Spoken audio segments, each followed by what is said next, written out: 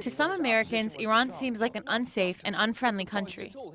The Daily Show with Jon Stewart sent 2 of its staff to Iran in hopes of breaking this stereotype. But how did they explain their program to the people of Iran? It's a satirical news program. Normally we just do these things in front of green screens, but my boss is an ass. Be safe, Jason. It's not worth it. After almost a year of planning, Jason Jones, The Daily Show's senior foreign correspondent, and Tim Greenberg, his intrepid producer, traveled to Iran before the Iranian elections. They did what no other fake news show has ever done, covered Iran by actually going there. They came back with a series of reports. We were just trying to break some of the stereotypes that had existed up to that point, which was, it's a terrifying place, the people all hate us, they're all terrorists, we don't have anything in common with the people of Iran, and so we were trying to break some of those stereotypes. Then subsequently, we did see... Subsequently, we couldn't break them because they were all true. Just tough. We lied a lot.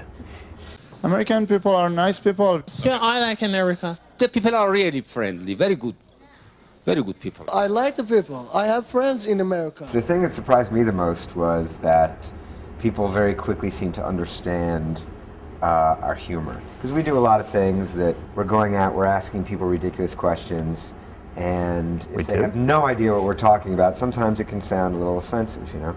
But as quickly, if not more so, the Iranian people sort of understood where we were coming from, at some point understood the joke, you know, we're happy to sort of be a part of it. You have a beautiful cave. Thank you. Well, I get some criticism here from Americans on behalf of Iranians coming up to me saying, how dare you make fun of them like that? I'm like, well, I wasn't really making fun of them. I was kind of being ironic. And she's like, I know, I get that. They don't. I'm like, well, you're kind of proving our point just there. That you think they're stupid. Stupid. Right, which was the opposite. I mean, it was, people got it, like I said, they get it, much faster than Americans. So if they get it better than Americans do, given the language barrier, I think it just goes to show, that they're much more sophisticated people than Americans might like to think. But I assured my producer, Tim Greenberg, that as long as he was with me, there was nothing to fear. We've been talking about going to Iran for about a year, and it was a fascinating country to us. We wanted to sort of break down a few barriers. I have a wife and children. Please don't hurt me. America knows very little about what goes on in Iran, So when we first landed, we were a little nervous about what we're going to expect. I immersed myself in their customs, their food. After every single interview and every meeting we had, there was a tea session. And they'd be offended if you did not sit down for tea. So, and we had jam-packed days, so we'd have 4 or 5 interviews in a day, after which tea was served for everything. And then the crew during the day would also want to break for tea. And I was like, I can't drink any more tea. I'm sorry. My teeth are stained, and I've already wet myself, because I do not go into Iranian public bathrooms. I know it drains out, apparently, better when you squat. But I don't like it. I like to stand. Good point. That's what they say. That's why they do it. Oh, really? It drains. It drains. Oh, it's good to. Yeah. I didn't realize that. Yeah. That's why they have the holes. Yeah. Nice. I don't like to squat. I'll squat. I don't care. What kind of country has a drinking hose beside the toilet? Just stupid. What did we just do? Yeah. What do you mean we? What did we just do?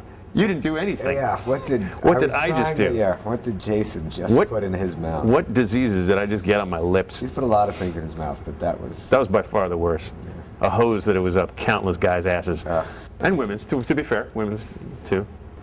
Jason is willing to suck on a bidet hose in the hopes of fostering better communication between our country between our two countries, and maybe there is some way that we can all learn to get along.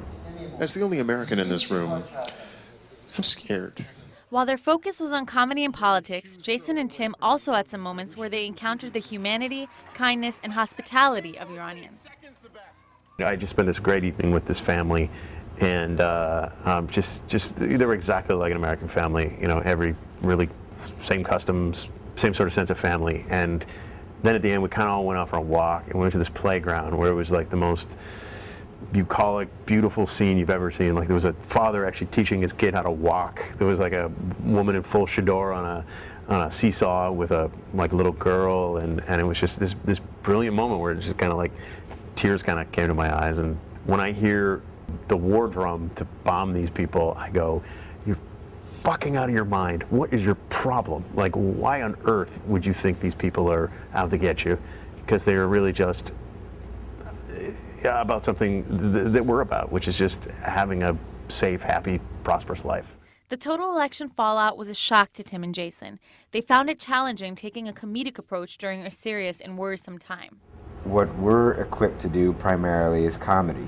Yes, there's content at the heart of it, but this definitely crossed over the line into some things that were not so funny. Events just sort of spun beyond our control. It was a little uncomfortable to suddenly be in a very serious place and still trying to do comedy. When we went out there, you know, everything looked like it was going to be a little bit easier. Despite years of isolation between Iran and America, a comedy series was able to break some stereotypes by showing Iranians in a gracious, comedic, intelligent light.